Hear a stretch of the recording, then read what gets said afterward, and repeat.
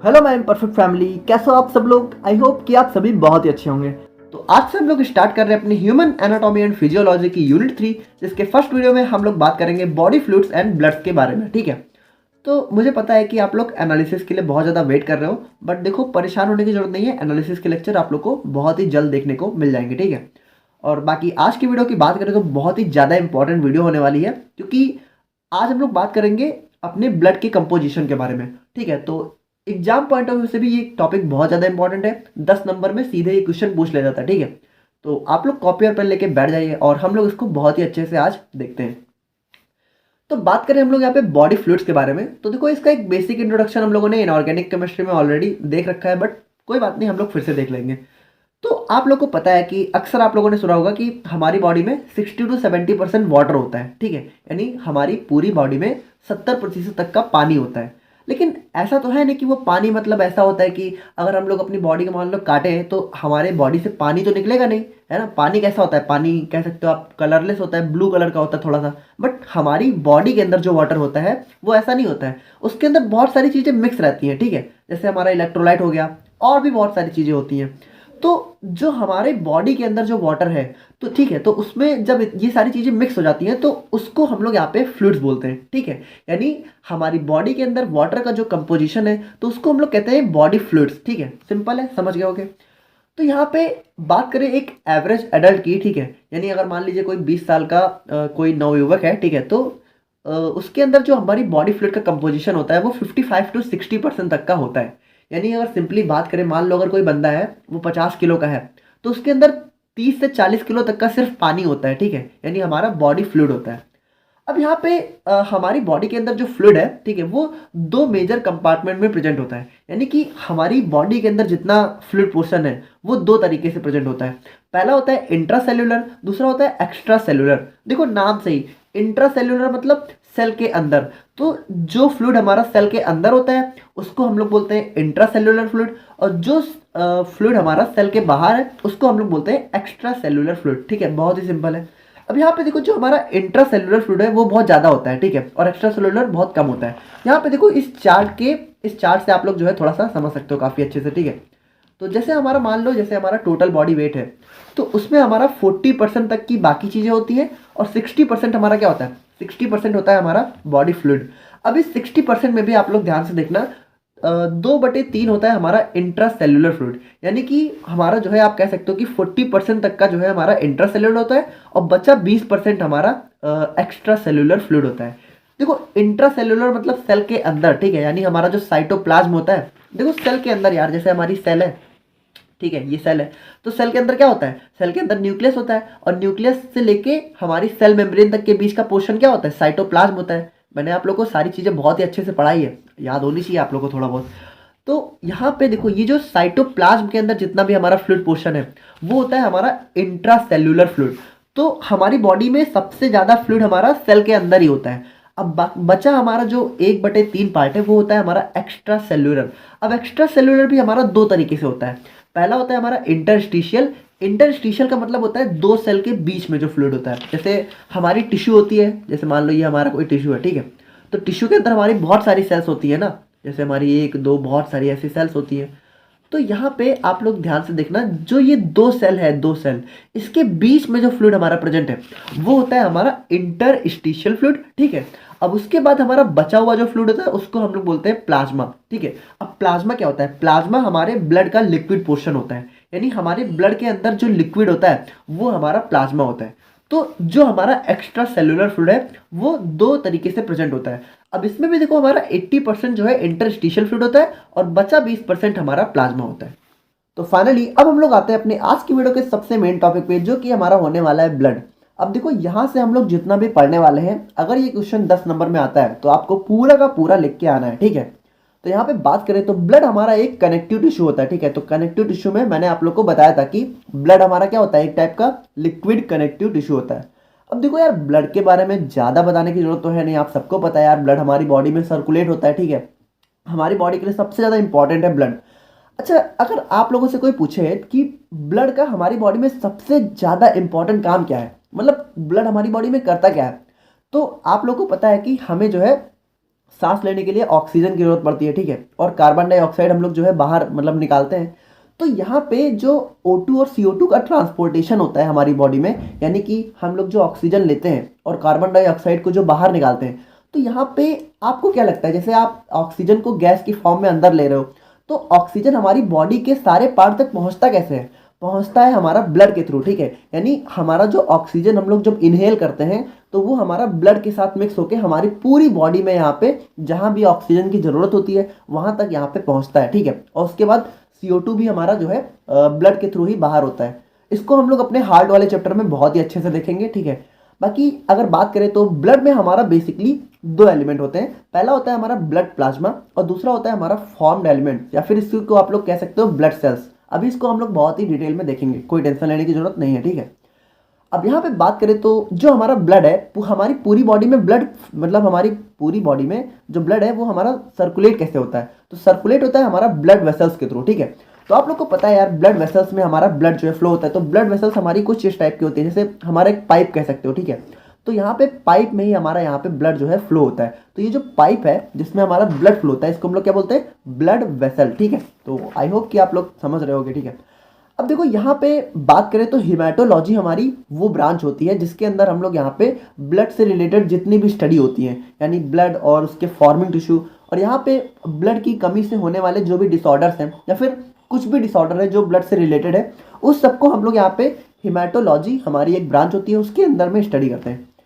अब यहाँ पे हम लोग ब्लड की कुछ बेसिक प्रॉपर्टीज़ की बात करें तो यहाँ पे हमारा जो ब्लड है वो थोड़ा सा जो है गाढ़ा होता है, ठीक है। यहाँ पे थोड़ा सा डेंसर और मोर विस्कस होता है।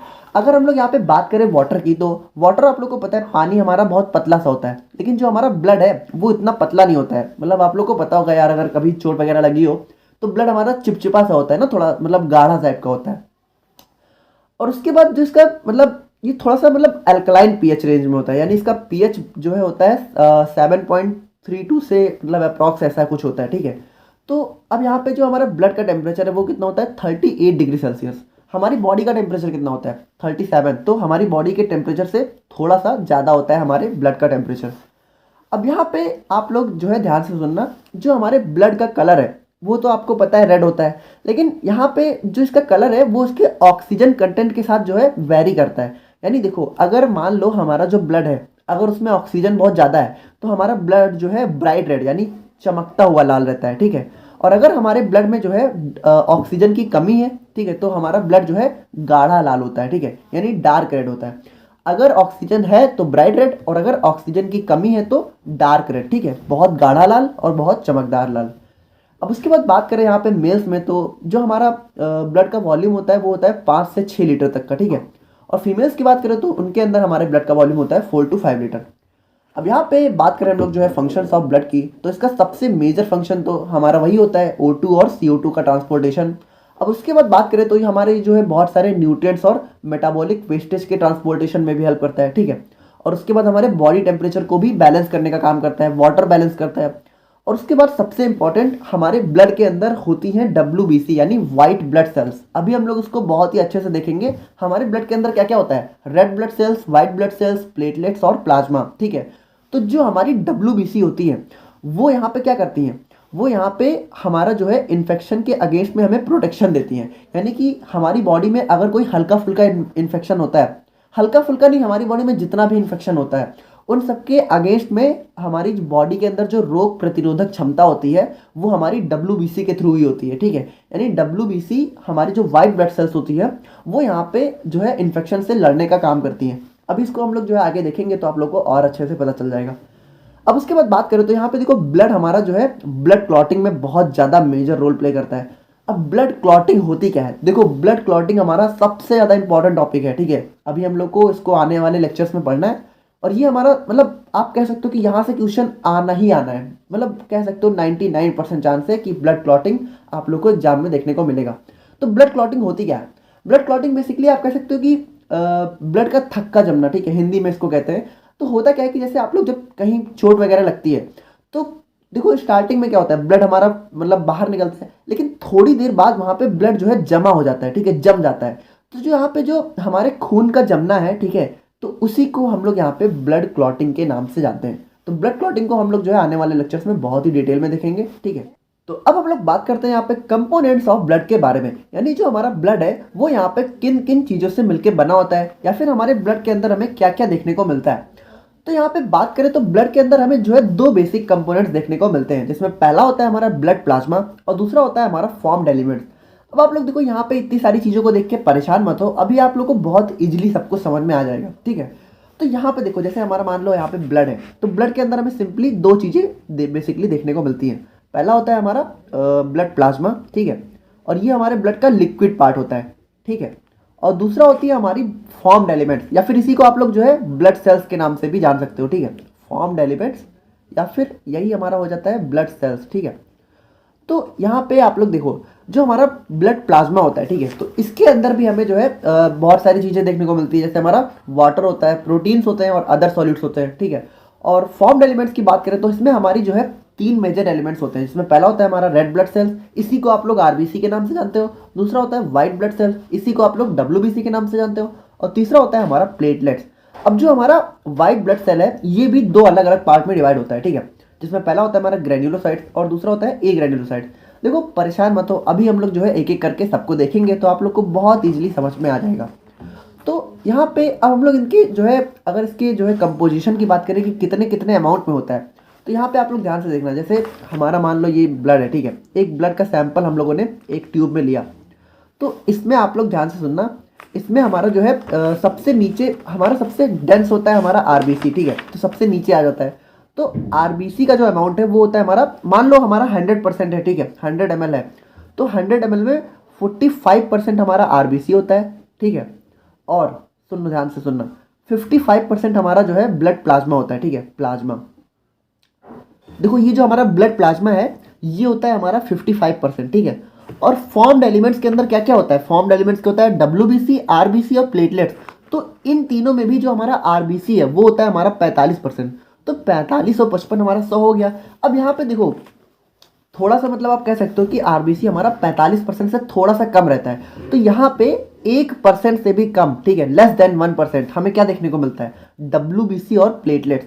यानी कि जो हमारा डब्ल्यूबीसी और प्लेटलेट्स है वो ब्लड के अंदर बहुत कम अमाउंट में होता है। सबसे ज़्यादा क्या होता है, सबसे ज़्यादा होता है प्लाज्मा और उसके बाद होता है आरबीसी यानी रेड ब्लड सेल्स, ठीक है। और इन सबको कंबाइंड फॉर्म में हम लोग कहते हैं ब्लड, ठीक है। तो यहाँ पे आप लोग जो है इस फिगर में देख के समझ सकते हो, ठीक है। तो सबसे पहले बात करते हैं हम लोग यहाँ पे ब्लड प्लाज्मा के बारे में। तो देखो प्लाज्मा यहाँ पे हमारे ब्लड का सबसे ज़्यादा इंपॉर्टेंट पार्ट होता है, ठीक है। ये हमारे ब्लड का लिक्विड कंपोनेंट होता है, ठीक है। और यहाँ पे ये थोड़ा जो है येलो कलर का होता है, ठीक है, पेल येलो कलर का होता है। और यहाँ पे इसका जो टोटल वॉल्यूम है वो कितना होता है, हम लोगों ने देखा था 55%। अब यहाँ पे जो हमारा ब्लड प्लाज्मा है ये किन किन चीज़ों से मिलकर बना होता है, तो ये हमारा इसमें जो है वाटर होता है, प्रोटीन होता है और मिनरल्स होते हैं। अब वाटर देखो, वाटर यहाँ पे सबसे ज़्यादा होता है, ठीक है, यानी 90% हमारे टोटल प्लाज्मा का सिर्फ वाटर होता है। यानी कि बात करें तो जो हमारा 55% प्लाज्मा जो हमारे ब्लड के अंदर है, तो उसमें भी जो हमारा प्लाज्मा है उसका 90% पार्ट हमारा सिर्फ और सिर्फ वाटर होता है। अब ये यहाँ पे करता क्या है, ये हमारे जो है एब्जॉर्प्शन एंड ट्रांसपोर्टेशन में जो है हेल्प करता है वाटर, ठीक है। और प्रोटीन्स की बात करें तो हमारे ब्लड प्लाज्मा में 3 अलग अलग टाइप की प्रोटीन्स देखने को मिलते हैं। पहला होता है हमारा एल्बुमिन, दूसरा होता है ग्लोबुलस और थर्ड होता है हमारा फिब्रिनोजन। तो अभी आप लोग को ये सारे नाम बहुत अजीब लग रहे होंगे, बट धीरे धीरे आप लोग को आदत पड़ जाएगी, ठीक है, और तब आप लोग को मतलब बहुत जल्दी याद हो जाएगा। अब देखो यहाँ पे जो हमारा एल्बुमिन होता है ये क्या करता है, ये हमारे ब्लड के ऑस्मोटिक प्रेशर यानी हमारा ब्लड प्रेशर का नाम आप लोगों ने सुन रखा होगा बीपी, ठीक है, तो उसको मेंटेन करने का काम करता है। और उसके बाद ग्लोबुलस की बात करें तो ये जो है डिफेंस मैकेनिज्म में इन्वॉल्व होता है, ठीक है। यानी कि हमारी जब डब्ल्यूबीसी यहाँ पे मतलब बाहर अगर कोई हमारे मान लो वायरस वगैरह बैक्टीरिया अटैक करता है, तो जब डब्ल्यूबीसी उससे लड़ती है तो उसमें यहाँ पे ग्लोबुलस जो है उनकी हेल्प करने का काम करता है। और उसके बाद फिब्रिनोजन की बात करें तो ये हमारे ब्लड क्लॉटिंग में सबसे ज़्यादा इंपॉर्टेंट फैक्टर होता है, ठीक है। अभी जब हम लोग ब्लड क्लॉटिंग पढ़ेंगे तो आप लोग को फिब्रिनोजन बहुत ही अच्छे से याद हो जाएगा। ये हमारे ब्लड क्लॉटिंग में सबसे ज़्यादा इंपॉर्टेंट रोल प्ले करता है। अभी आप लोग बस इतना समझ लो। अब यहाँ पे देखो, यहाँ पे एक पॉइंट मैंने आप लोग को इसीलिए स्किप करवा दिया था। यहाँ पे देखो ब्लड प्लाज्मा में एक लास्ट पॉइंट है कि जब यहाँ पे फिब्रिनोजन को हम लोग अपने प्लाज्मा से रिमूव कर देते हैं तो जो रिमेनिंग पार्ट होता है वो होता है हमारा सीरम। यानी कि देखो कभी कभी ये 2 नंबर में क्वेश्चन आ जा सकता है, ठीक है, कि सीरम क्या होता है। तो यहाँ पे अगर हम लोग अपने ब्लड प्लाज्मा से, ठीक है, ध्यान से सुनना, जो हमारा फिब्रिनोजन प्रोटीन है अगर इसको हम लोग जो है रिमूव कर दें तो जो बचा वाला पार्ट है वो होता है हमारा सीरम। ठीक है, यानी कि सीरम हमारा क्या होता है, fibrinogen remove from blood then remaining part is known as serum. ठीक है, समझ गए होंगे, बहुत ही सिंपल है।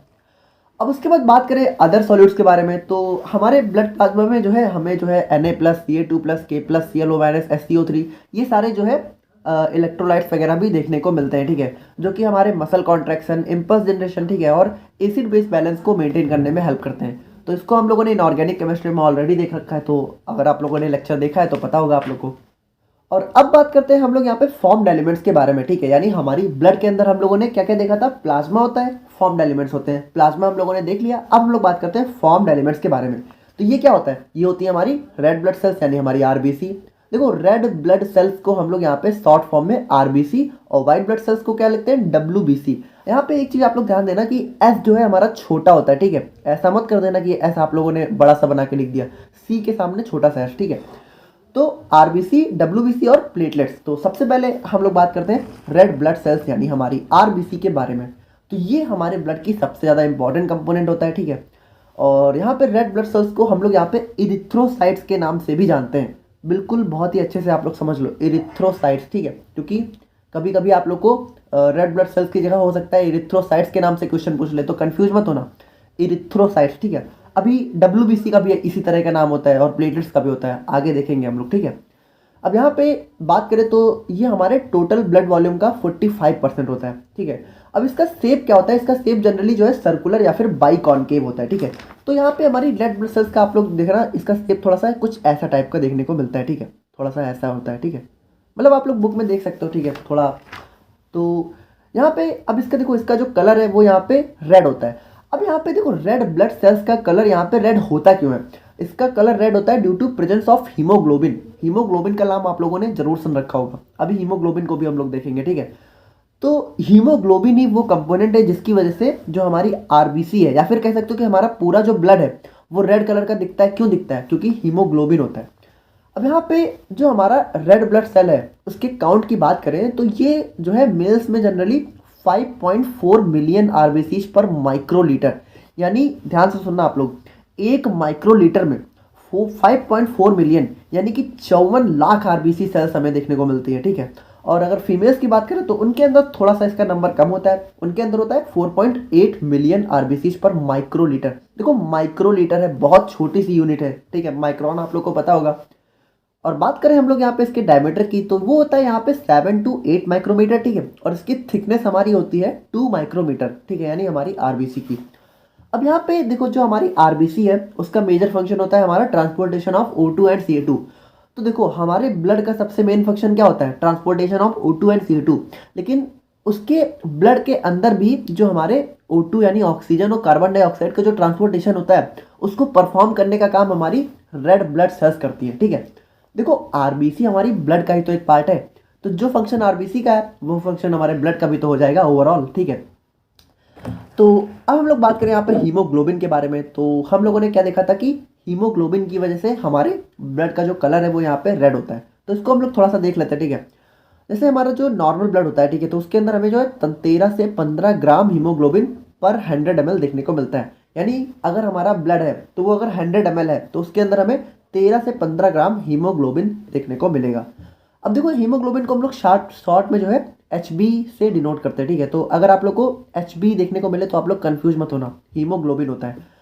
अब यहाँ पे आप लोग ये चीज़ बहुत ही ध्यान से देखना, ये कन्वर्जन थोड़ा सा कभी कभी एग्जाम में आ जाता है।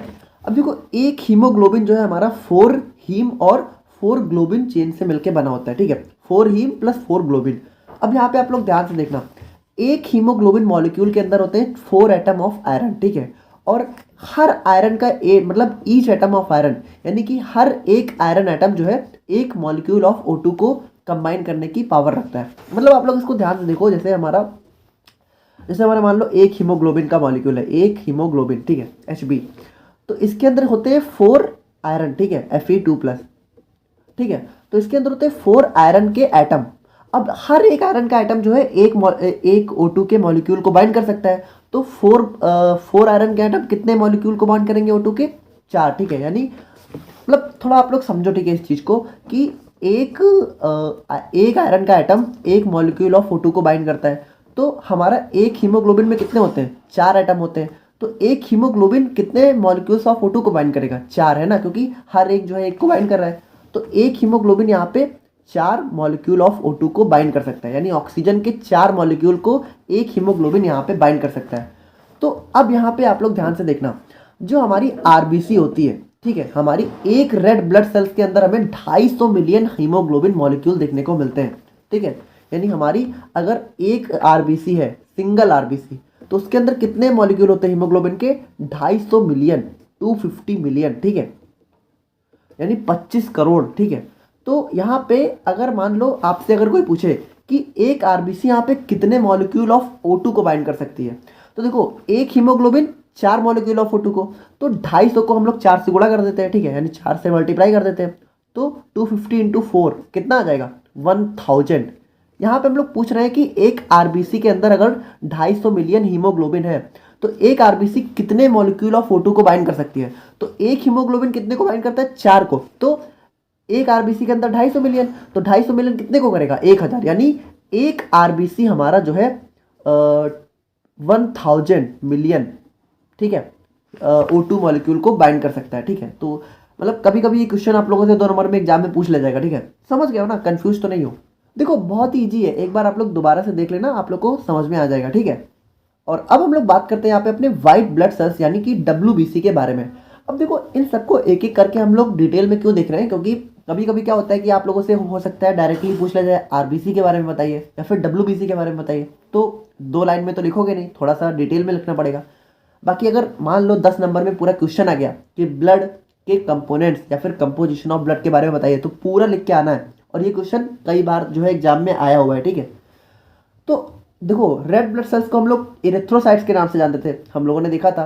तो अब यहाँ पे जो हमारी WBC होती है, इसको हम लोग यहाँ पे ल्यूकोसाइट्स के नाम से जानते हैं, ठीक है। इसका दूसरा नाम होता है ल्यूकोसाइट्स। अब यहाँ पे इसका जो शेप होता है वो थोड़ा सा एमीबॉइड नेचर का होता है, यानी कि आप लोग जो है थोड़ा ध्यान से समझना कि इसका जो शेप होता है ना, कोई फिक्स नहीं होता है, इसका शेप यहाँ पे अलग अलग हुआ करता है, ठीक है। यहाँ पे हमारी ब्लड के अंदर जो है बहुत अलग अलग टाइप की WBC होती है, ठीक है। तो इसका शेप थोड़ा सा आप कह सकते हो कि फिक्स नहीं होता है, थोड़ा सा ऐसा भी हो सकता है, ठीक है, ऐसा भी हो सकता है, मतलब बहुत अलग अलग टाइप की होती है ना, तो इसका कोई फिक्स शेप होता ही नहीं है। अब यहाँ पे देखो जो हमारा WBC है वो यहाँ पे कलरलेस होता है। ये क्यों कलरलेस होता है? क्योंकि इसके अंदर हीमोग्लोबिन नहीं होता है, ठीक है, यानी हमारी जो WBC है वो यहाँ पे कलरलेस होती है। अब यहाँ पे जैसे हमारा जो रेड ब्लड सेल है हम लोग को पता है वो बहुत ज़्यादा होता है, लेकिन जो हमारी WBC है वो बहुत कम होती है, ठीक है। अगर हम लोग उसको जो है इरिथ्रोसाइट्स क्या है हमारा RBC, अगर उससे हम लोग कंपेयर करें तो बहुत कम होती है WBC, हम लोगों ने देखा था लेस देन 1% होती है। तो अगर इसके नॉर्मल काउंट की बात करें तो होता है हमारा 5000 से लेके 10,000, ठीक है, WBC पर माइक्रोलीटर। देखो आरबीसी में हम लोगों ने क्या देखा था, आरबीसी होती है हमारी मिलियंस में, और ये क्या होता है, ये हमारा सिर्फ 1000 में, बहुत कम है, ठीक है, आप लोग समझ रहे हो। अब अगर मान लो हमारे बॉडी में अगर WBC का नंबर जो है बहुत ज़्यादा बढ़ गया है, ठीक है, इंक्रीज हो गया इसका लेवल, तो ये क्या होता है, ये हमारे ल्यूकेमिया को कॉज कर देता है। अभी ल्यूकेमिया क्या होता है, ये होता है हमारा ब्लड कैंसर। तो अब आप लोग इस चीज़ को थोड़ा ध्यान से सुनना, हमारी ब्लड कैंसर का नाम तो आप लोगों ने अक्सर सुन रखा होगा। ब्लड कैंसर में होता क्या है कि हमारी जो ब्लड है उसकी जो सेल्स है उनका जो है अमाउंट बढ़ने लगता है, ठीक है। तो लेकिन अगर आपसे कोई पूछे कि ब्लड के अंदर कौन सी सेल्स बढ़ती है, आरबीसी बढ़ती है कि WBC बढ़ती है कि प्लेटलेट्स बढ़ता है, तो WBC बढ़ती है, ठीक है। यानी हमारी ब्लड के अंदर जब WBC का अमाउंट बढ़ जाता है तो हमें होता है ब्लड कैंसर। आरबीसी नहीं बढ़ती है, WBC बढ़ती है, ठीक है।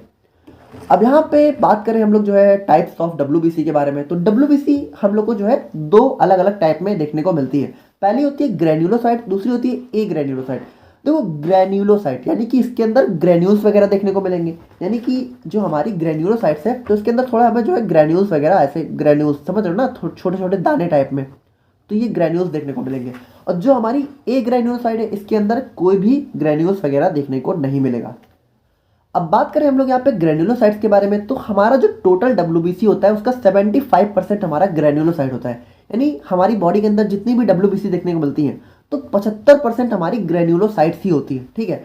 अब यहाँ पे इसको ग्रेन्युलोसाइट क्यों बोला जाता है, क्योंकि इसको जब यहाँ पे माइक्रोस्कोप के अंडर में ऑब्जर्व किया जाता है तो यहाँ पे हमें ग्रेन्यूल्स देखने को मिलते हैं। यानी अगर WBC को हम लोग जो है माइक्रोस्कोप से जूम करके देखें तो उसके अंदर हमें ग्रेन्यूल्स वगैरह देखने को मिलते हैं। अब ये ग्रेन्युलोसाइट हमारी जो है 3 टाइप की होती है। पहला होता है हमारा न्यूट्रोफिल्स, दूसरा होता है यूसिनोफिल्स और थर्ड होता है हमारा बेसोफिल्स। अब न्यूट्रोफिल्स हमारी क्या होती है, हमारे टोटल डब्ल्यूबीसी का 60 से 70% होती है। देखो 75% टोटल हमारी ग्रेन्युलोसाइट होती है और इसमें भी सबसे ज़्यादा हमारी क्या होती है, न्यूट्रोफिल्स।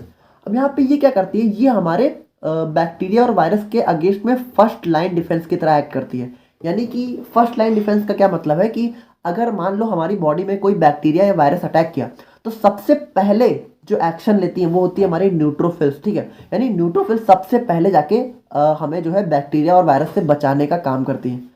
और बात करें यहाँ पे इयोसिनोफिल्स की, तो ये हमारे टोटल डब्ल्यूबीसी का 2 से 4% होती है और ये हमारी बॉडी में जो है एलर्जिक रिएक्शन को कॉज करती हैं, जो कि हमारे जो है इम्यून सिस्टम में एक बहुत ही इंपॉर्टेंट रोल प्ले करती हैं।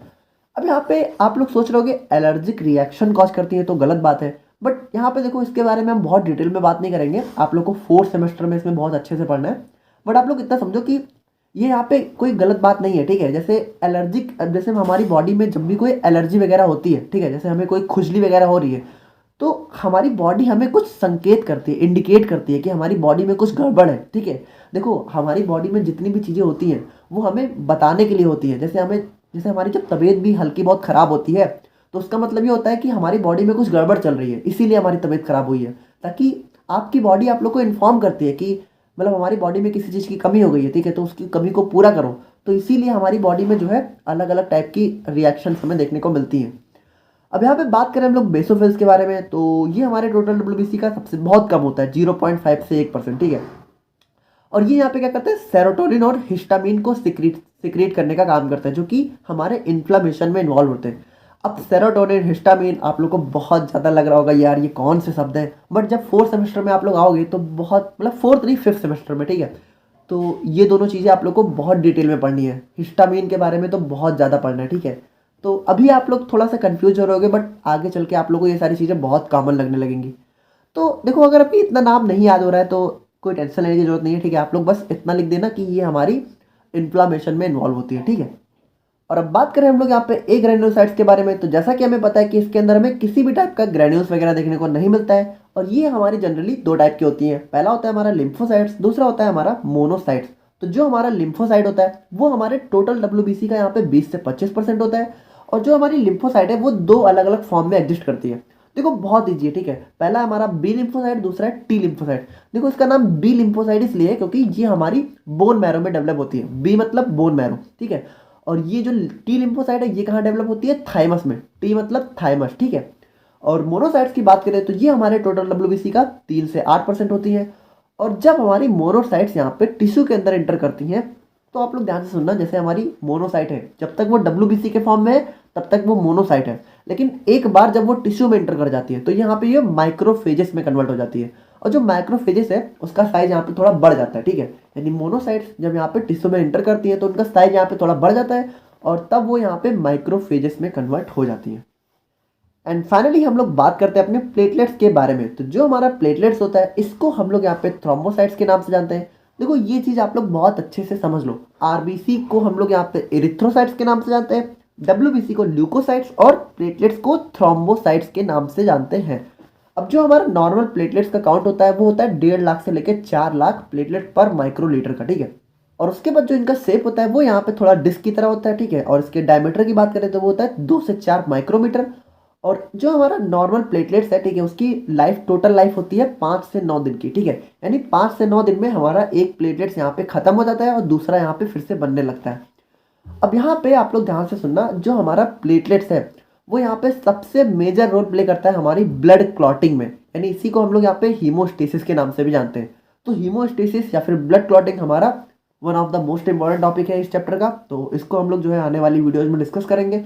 और बाकी आई होप कि आप लोग को आज की वीडियो समझ में आ गई होगी, ठीक है। थोड़ा सा हम लोग रिवाइज करने अगर तो हम लोगों ने आज क्या क्या पढ़ा, हम लोगों ने बेसिकली पढ़ा अपने बॉडी फ्लूइड्स को, ठीक है। तो बॉडी फ्लूइड्स के बारे में हम लोग नहीं बात करेंगे, हम लोग बात करते हैं यहाँ पे ब्लड के बारे में, ठीक है।